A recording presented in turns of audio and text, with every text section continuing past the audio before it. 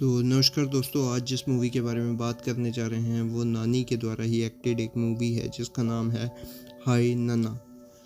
इस मूवी को मैंने बहुत पहले देखा था और मुझे काफ़ी ज़्यादा अच्छी लगी थी और ये अच्छी है भी है। तो इसकी स्टोरी की तरफ चलते हैं और उसके बाद आपको बताते हैं कि ये किस टाइप की मूवी है। तो चलिए शुरू करते हैं।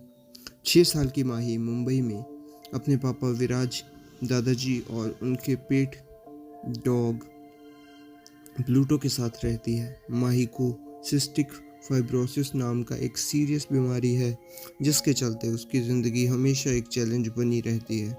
विराज एक सक्सेसफुल फैशन फोटोग्राफर अपनी पूरी ज़िंदगी माही के केयर में ही लगा देता है, लेकिन जब भी माही अपनी एब्सेंट माँ के बारे में पूछती है तो विराज हर बार चुप हो जाता है। उसकी ये खामोशी माही को चुभती है और एक दिन प्लूटो के साथ घर से वो भाग जाती है। रास्ते में एक एक्सीडेंट होने के वाला होता है, लेकिन उनकी जान यसना नाम की एक काइंड और केयरिंग लड़की बचा लेती है। माही यसना से रिक्वेस्ट करती है कि वो विराज को एक रेस्टोरेंट में बुलाए। वहाँ माही और यसना मिलकर विराज को कन्विंस करते हैं कि माही को उसकी माँ वर्षा के बारे में सच बताए। माही को स्टोरी समझने में आसानी हो इसलिए यशना वर्षा बन जाती है। विराज स्टोरी शुरू करता है। 10 साल पहले की बात है जब उसकी मुलाकात वर्षा से कोन्नूर में हुई थी। वर्षा एक ऐसी लड़की थी जो अपने माँ बाप के डिवोर्स से इमोशनली शैटर्ड थी। धीरे धीरे विराज की केयरिंग नेचर के चलते वर्षा उससे प्यार करने लगती है और शादी कर लेती है। डिस्पाइट वर्षा की माँ की नाराज़गी, शादी के पैसे की तंगी ज़रूर होती है, लेकिन दोनों खुश रहते हैं। जब विराज का कैरियर चल पड़ता है तो वो एक बच्चा चाहता है। वर्षा इनिशियली हेजिटेंट होती है लेकिन फिर मान जाती है, लेकिन खुशी का पल गम में बदल जाता है जब उनकी बेटी माही एक इनक्योरेबल इलनेस के साथ पैदा होती है। वर्षा डिप्रेशन में चली जाती है, विराज को दोष देती है और अपनी शादी से पछताने लगती है। यहाँ तक बताने के बाद माही इमोशनल हो जाती है और कह देती है, पापा बस करो। लेकिन यशना, जो स्टोरी सुनते वक्त विजिबली इमोशनल हो गई थी, विराज से कहती है, कहानी को पूरी करो। विराज आगे बताता है, वर्षा का इमोशनल ब्रेकडाउन होने के कुछ ही दिनों बाद दोनों एक कार एक्सीडेंट का शिकार हो जाते हैं और फिर एक बड़ा ट्विस्ट आता है। यशना ही असल में वर्षा होती है।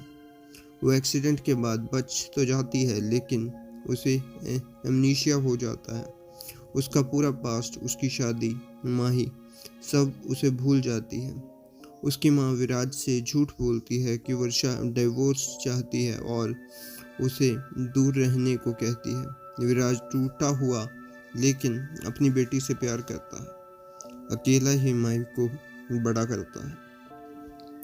और प्लूटो, वही प्लूटो जब वर्षा को पहचानता है तब उसका रीयूनियन होता है, लेकिन विराज सच छुपाता है दोनों को प्रोटेक्ट करने के लिए। तब तक यसना की एंगेजमेंट एक न्यूरोसर्जन डॉक्टर अरविंद से हो चुकी होती है, वही डॉक्टर जिसने कभी उसका ट्रीटमेंट किया था। पेन से बचने के लिए विराज माही और प्लूटो को गोवा ले जाता है, लेकिन माही चुपके से यसना को बुला लेती है।